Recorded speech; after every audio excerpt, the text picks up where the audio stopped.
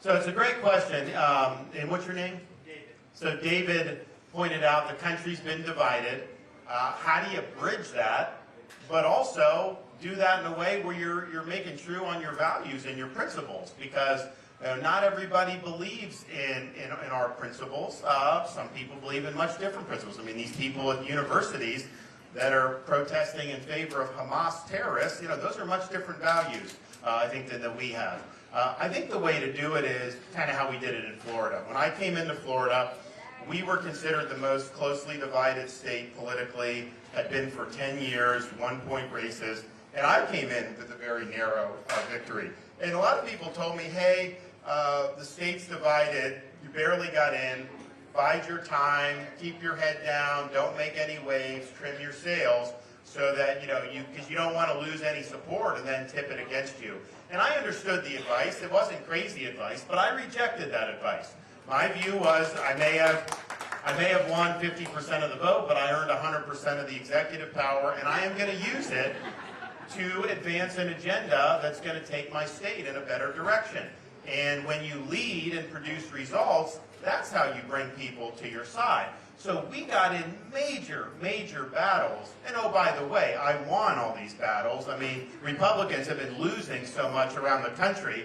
Iowa's an example, and Florida's an example of us actually winning and putting really significant points on the board, both in terms of elections and in terms of doing what we said we would. When we got into COVID, we had all the teachers union were suing me because they didn't want the schools open. I had the media attacking me. I had the Democratic Party. I had all this. We fought for the BLM riots. We called out the National Guard. We wouldn't let them defund police. We did all that. We had opposition there. The sexualization of the elementary school curriculum that people were trying. We said no in Florida. We said we're going to stand with parents. We're going to stand with the innocence of our kids. Left didn't like it. The media didn't like it, which we didn't expect. But our most powerful corporation, Disney, also came after us for that. We stood our ground, we fought back, and we won that fight as well. So I think what we showed, and so then fast forward to our re-election, we didn't win a 1-point victory. We won by 1.5 million votes. We won by 20 points. And what we did, I think, was we attracted people by being a strong leader that delivered big results. But we also identified issues where Republicans, most independents, and even some Democrats agreed. For example, fighting the woke insanity. Very few people believe in this nonsense. This is elites on the left that are trying to jam this down everybody's throat. And I said, in Florida, we're not going to accept this idea that a man can get pregnant because it is not true.